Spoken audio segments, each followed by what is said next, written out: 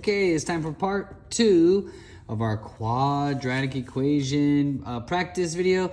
So with that, let's go. Get ready for some magic. Here we go. So we have a person named Soraya, okay? Soraya has 40 meters of fencing and is going to make a rectangular play area. And it says here, find the dimensions for the maximum play area. Show your work.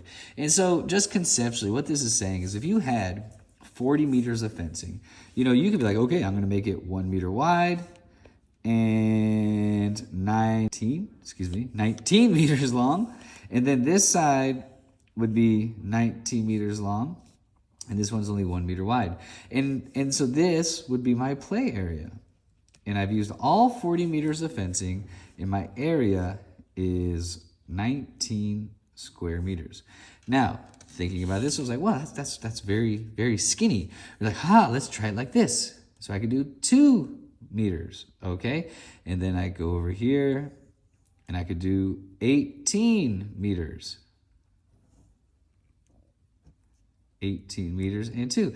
And again, I've used 40 meters of fencing, but now my area is 36 square meters. So the whole point of this question is you don't want to have to go through this process over and over and over and over again and find the maximum area you can make. You can do it mathematically, and it's a much more simple method. So that's what we're going to try and do and help out our dear friend Soraya. So let's do it. First things first, think about what you know. Okay, draw a little diagram. I know it's going to be a rectangle. Cool. This rectangle has a length. This rectangle has a width. Okay, if I was going to do the perimeter of that, it must be 40 meters. But I know that the perimeter is the same as saying the width plus the width plus the length plus the length. In other words, perimeter is 2W plus 2L, okay? Now that's an important thing to think about. And even more important, we actually know the perimeter must be 40. So what you can say here is 40 is equal to 2W plus 2L. And that is a big piece of this puzzle. Okay, next we are actually trying to maximize area. Okay, so if you're trying to maximize area, we got to think, well, what is area? Area is nothing more than length times width. Okay, so we have all these variables, and this is kind of where we have to be clever about this. We can't quite work with this yet. We need to get this whole thing expressed in terms of one variable. So what I want to do is I want to take this piece right here, and I want to express it so that I'm only making it in terms of one variable. And in this case, what I'm going to do is I'm going to isolate W, and so that I can express W only in terms of L. And I'll show you that right over here. So my goal is to isolate W. So I have 40 is 2W plus 2L. Okay, so I want to get W all by itself. So the first thing I'll do is subtract 2L from both sides.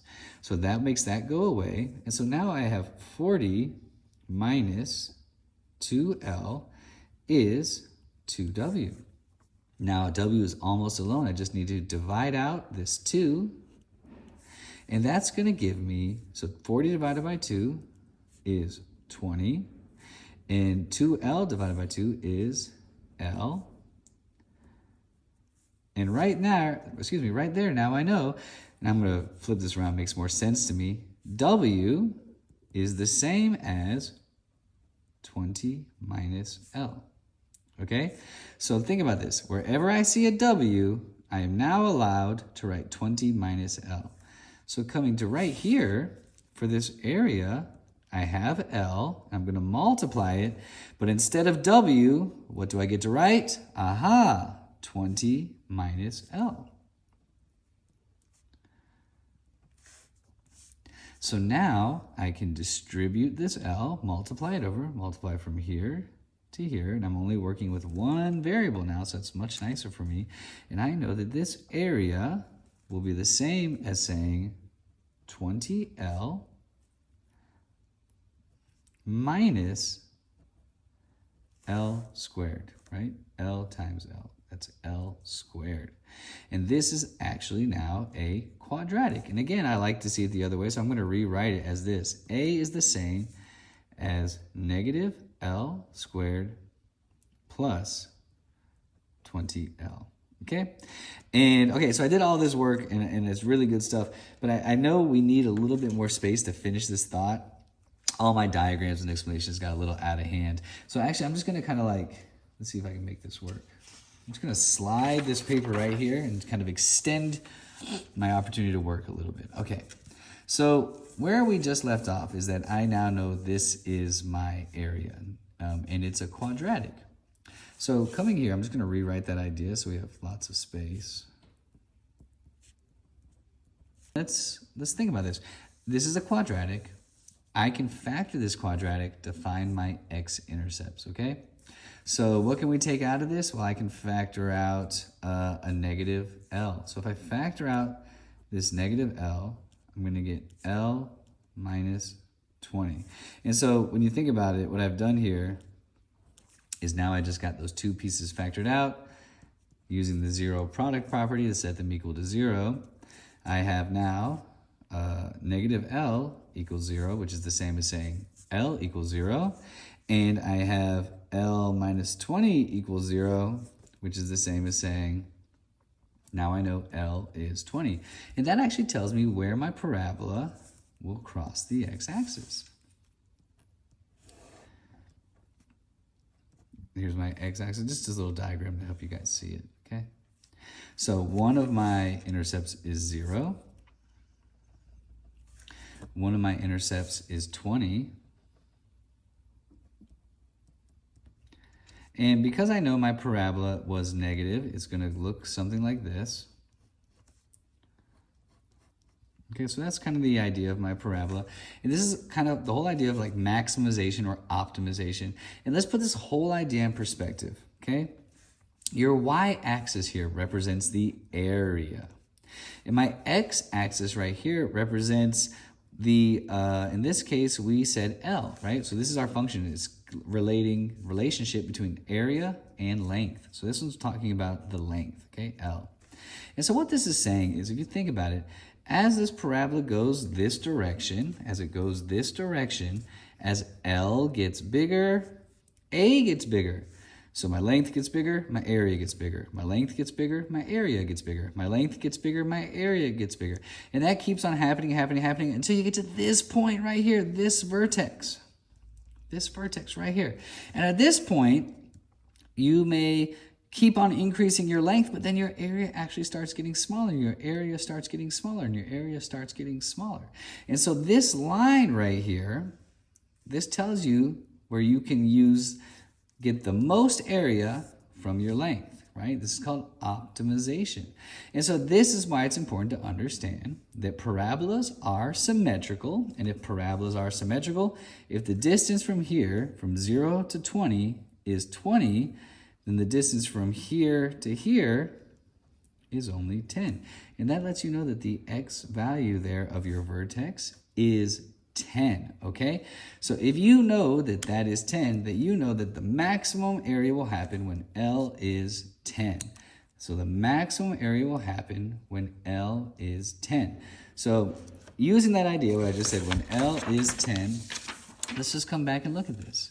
If I told you L is 10, okay? So if L is 10 here, then L is 10 here. 10 plus 10 is 20. So that just used half of the fencing I have. There's only 20 left. Well, there's only 20 left, and these are the same. In this case, this one has to be 10, and this has to be 10. So your rectangle is 10 by 10. And so your area is just saying 10 times 10. So your maximum area is just 10 times 10, which is 100 meters squared. Now, I understand I made that a lot longer and bigger than it needed to be, but I just want you guys to understand it with a good, solid explanation. All right? All right. here we go. Number 6. This one is talking about the population of an animal species that has been modeled by a function. And they give us the function right here. P stands for population, and it's saying the population, the output will come out based off of how much time is put into it. The input is T, the input is time, okay? In fact, time in months. That's the big idea, time in months. Okay, so here we go. They say, I want to know the number of months until the population is at its maximum. Okay, I'm gonna come over. So what I'm gonna do real fast is I'm just gonna draw a little sketch to try and put this whole thing in perspective, help us see what's going on. Okay, so we have an x-axis and y-axis. Okay, so this function here is talking about the relationship of the population in time. So the output is population, that's on our y-axis, and time in months is t. And so where this starts, our y-intercept is actually 1100. So let's just call this 1100 for now. Again, this is just a sketch to help you see what's happening. And so what happens is this parabola, because the a value is negative, this parabola just kind of goes up and down, and you know, something happens. And something happens right here, and something happens right here. That's our axis of symmetry. And really the only numbers I actually know right now is that this is my value from C, 1100. But this is a nice little sketch to help us have a conversation to understand what's going on, okay? So it says, well, what is the number of months until the population is at its maximum? So you can see this is the population and this is the maximum. That's the vertex, right? And this t value on our x-axis, that would be the time. So really they're just saying, what is the x value? What is the x value of this, what is the x value of the vertex of your quadratic? Well, lucky us, we have this formula right here. This tells us the answer to that question. So it's x minus b over 2a. That's going to help us. So I'm just going to write question A. The x value of my vertex is negative b over 2a. And really, all you got to do is substitute in from the quadratic they gave us. Okay, so it's going to look like this.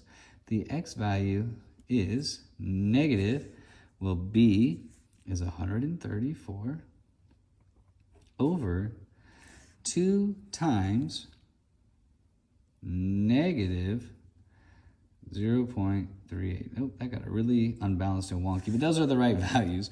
134 divided by 2 over negative 0.38. And that's also a negative in front there, okay? So let's just do some math and see what happens here. Now, you know, I got this old school calculator, so we're gonna have to do things kind of weird and kind of in phases, but that's okay. So we have 0.38, that's that, times 2. And that gives me negative 0.76. So in reality, this answer is going to be negative 134 divided by negative 0.76. Okay, let's do it. Let's see what happens. I have 134 divided by 0.76, and that is a negative 0.76, and I get, so my answer is negative, my result is negative, and I have this negative side hanging out from the beginning, so my answer is going to be positive. So I'm going to make my answer positive. Okay, so that's what that is. Okay, so here we go. Looking at that, it says x is 176, we'll say 0.316. And I'm using a lot of decimals because I have to use this number later, and so I don't want to create any rounding errors. So here we go. I got 176.316. So that is the number of months until the population is at its maximum. That's that value right here. And we don't know the y. We don't know what that population value, I'm way over here. We don't know what that population value is. We didn't find that. We just know that after this much time, my parabola is at its highest. After that much time, my parabola is at its highest. Okay, so that actually is the answer to part A. Yay, not so bad, just substitution, okay? Then it says, well, what is the maximum population? So now we have to take this value and we need to plug it into this equation, okay? I'm actually gonna do the work up here. I got a new sheet of paper and I got some space. I'm gonna use it. So we already did this question. We don't need that. Okay, so let's take a look. I'm gonna do it up here. So we have negative 0.38 t squared plus 134 t plus 1100. And so all we have to do instead of t is substitute in this value. And I wrote x because that's just a habit, it's on x. But that is a t, that's a time, 176.316 months. That was the answer. So I'm going to put in this value here. Okay, so here we go, watch. Negative 0.38. Instead of that t, I use my answer, 176.316 squared plus 134 times 176.316 plus 1100. Okay, this is gonna be so much fun with my my old school calculator. And I would use my calculator on my phone, except for that's what I'm recording this video with. With that said, I digress. Here we go. First things first, let's find this value. 176.316 times 176.316 equals, so we get this value, and then we multiply that by 0.38, and it's a negative 0.38, and that gives us this value right here. I'll write that right here because we're going to need that.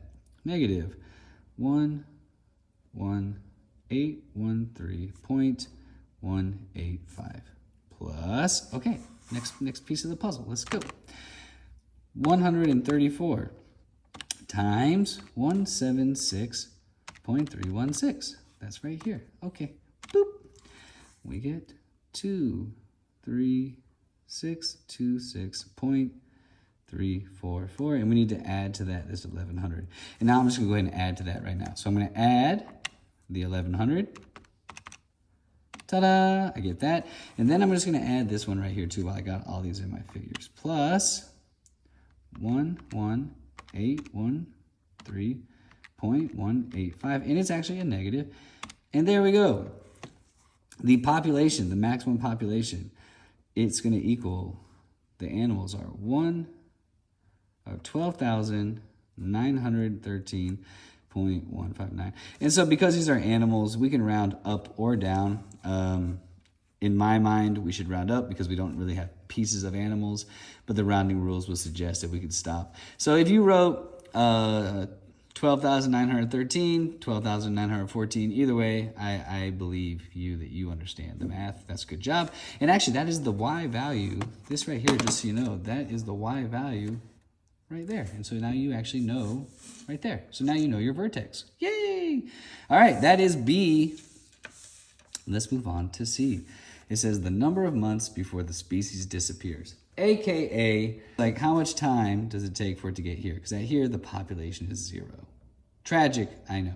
In this context, maybe just using the quadratic formula will be our best friend. It's going to be a bit calculator heavy, but I think it'll help us get to the destination pretty fast. Okay, so again, just remember, I will give this to you. I always have to sing it. Sorry, guys. The quadratic is b squared by. Okay, remember that'll give us our x-intercepts. Okay, and I do like to get in the habit of just just writing out my values. So my a value is right here, negative 0.38, negative 0.38. My b value is 134, and my C value is 1100. Now I'm almost off the screen. Sorry about that. And from here, we will plug in and we'll go from there. Okay, it's time to start plugging into this thing. So let's just get to it. It's going to be a bit calculator heavy, but I think, I got my trusty calculator here. I think it'll be A-okay. All right, so here we go. First things first, we plug in our value for B. So there's a negative, and it's going to be 134. Okay, negative 134 plus or minus, here we go, 134 squared, that's the b squared, minus 4. We're going to multiply that by a, which is negative 0.38, and multiply that by c, which is 1100. All that is going to be divided by 2 multiplied by the value of a. Okay, so all we did here was like straight up substitution, okay? And so the next step is just going to be calculating some values and kind of cleaning this thing up as much as we can and simplifying it. Now, if you have a scientific calculator, a graphing calculator, you can just put this in and it'll probably get you pretty close. But that's not where we're at right now. So we're going to use what we got and we'll make it work, okay? All right. So, oops, I'm just now copying down what's not going to change. Okay, this part's going to change. So first things first, let's see if I can make it all beautiful for you. That's nice. Okay, 134 squared. So that's just 134 times 134. So that gives you 17,956. So I'll just write that. Oops, there we go, right here. So that's gonna get bigger, but I'll leave it for now. So 17,956 minus, it's coming over. Okay, so we have, let's go, where are we at? Right here. Let's go, we'll do this part first. We have negative 0.38 times 1100 times negative 4.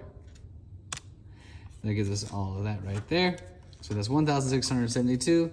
So I'll just write that there. It's gonna be a plus now because of the 2 negatives.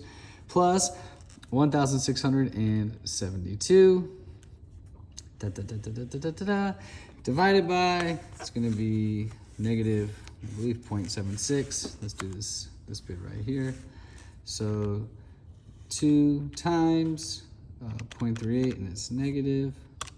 There you go. Divided by negative 0.76. Okay, sorry, my camera setup is a little different today, and I'm having a hard time seeing what I'm doing. But anywho, I hope that was kind of clear. That's where we're at. And I guess I'll go ahead and do this math real quick. That was great. I'll do this bit right here, and then we can simplify it for the next round of action. So we get 17956 plus 1672. Ta-da! We're actually gonna get the square root of that, so I might as well just do it now. Ba-dam. Okay, so essentially, look at this. We can round this. All of these 9s. We're just gonna round this to 140.1. Okay, and we know we're estimating at this point. There's a bit of a approximating, but that's okay. So we're gonna put inside here 140.1. So let's go up here, rewrite our next bit.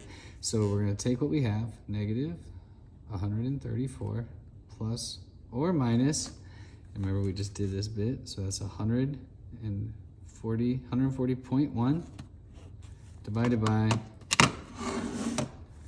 right here. Wait, can we see? There we go.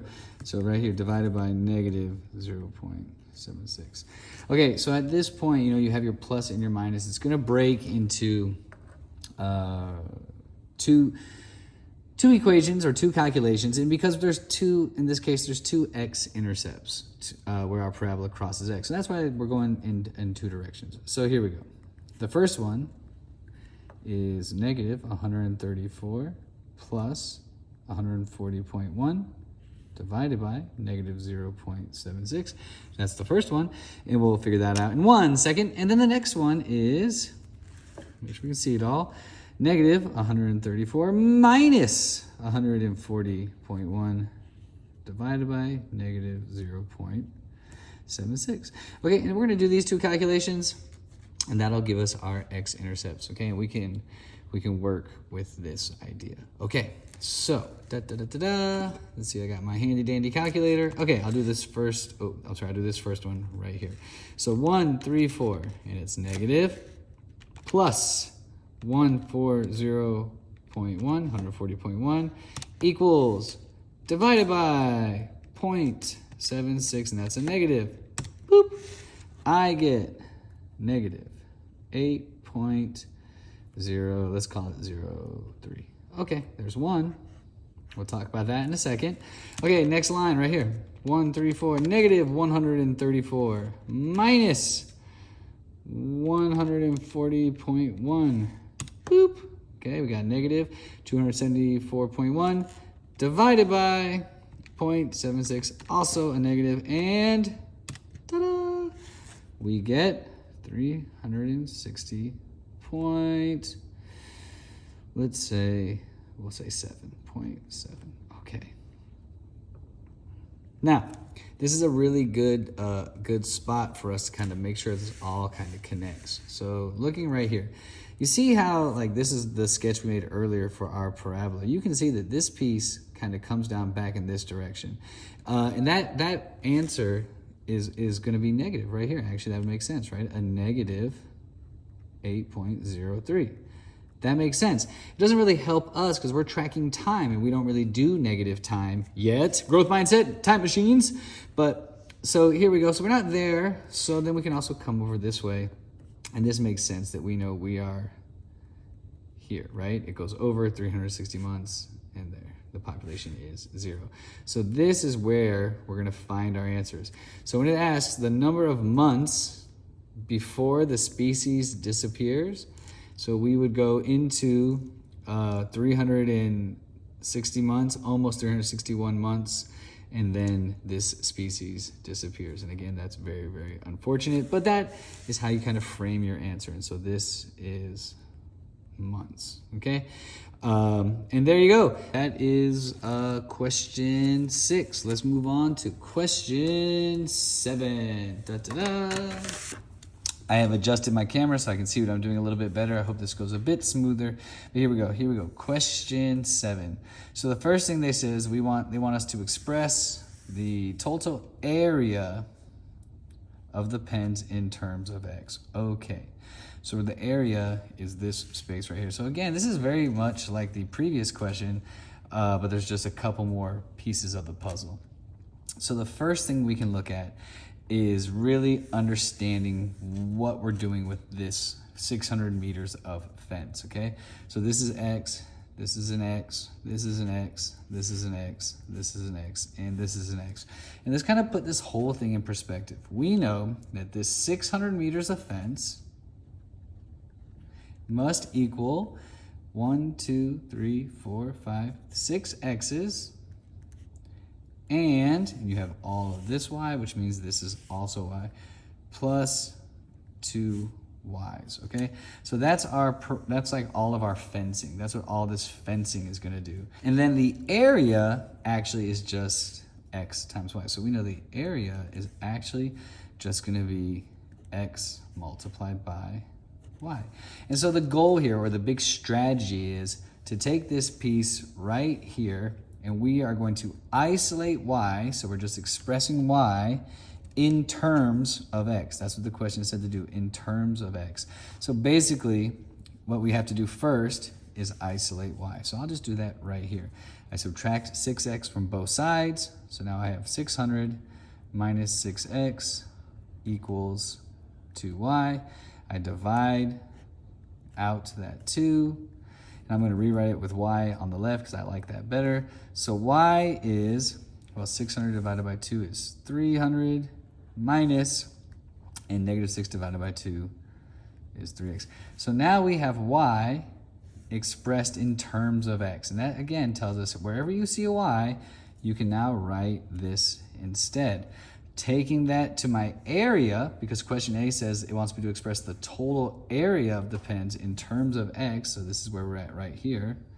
Okay, so my area is just x times, and instead of y, I put in 300 minus 3x.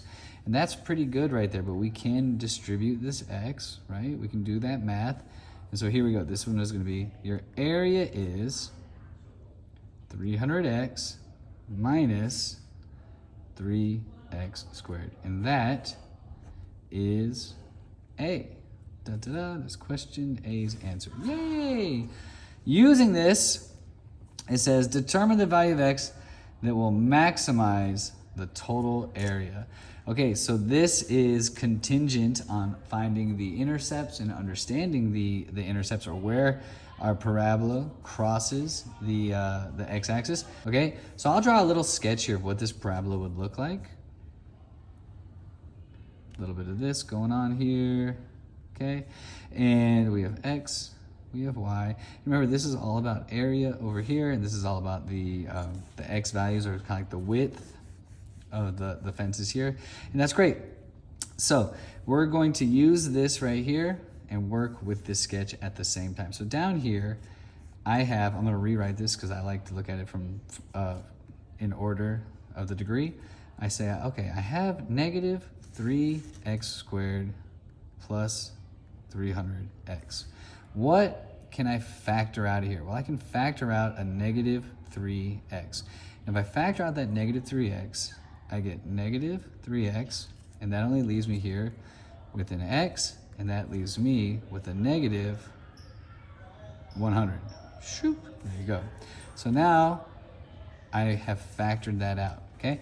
And if that's all factored out, I can use my zero product property, and I can say negative 3x is 0. My goodness, those students are loud. Negative 3x is 0, and x minus 100 is 0. Okay, divide that out. This one's essentially going to tell you x is 0. There's one intercept, and the other one tells you x is 100. That's your other intercept. So using that knowledge right here, it's going to be here, it's going to be here. This is over 100 up 0. My parabola looks something like that. And I'm optimizing, it's gonna go right through that point, and they are symmetrical. So again, if you think about it, I'm going from 0 to 100. Well, that distance is 100. So if I cut it in half, this side would be 50, and that would be another 50. So you know that that x coordinate is 50, okay? So when it says, determine the x value that will maximize this total area, well, that is x is 50. Ba-dum-ba. Now, what this then lets you do is you can do a lot of different ways, but I kind of feel like simpler is better. Let's take it back to this equation right here that was using all the fencing. So I'm going to draw a little box here, and we're going to work here. I'm going to take this, I'm going to bring this down. 600 is 6x plus 2y. I'm going to use what I just learned. And what did I just learn? The best x for us that maximizes the area is 50. So I'm going to substitute in that 50. So showing my substitution, I get 600 is 6 times 50 plus 2y. And what we're going to do here, like we're inputting the best x, and it's going to tell us which y goes with it. Okay, so 6 times 50 is 300. So now I have 600 is 300 plus 2y. Subtract 300 from both sides.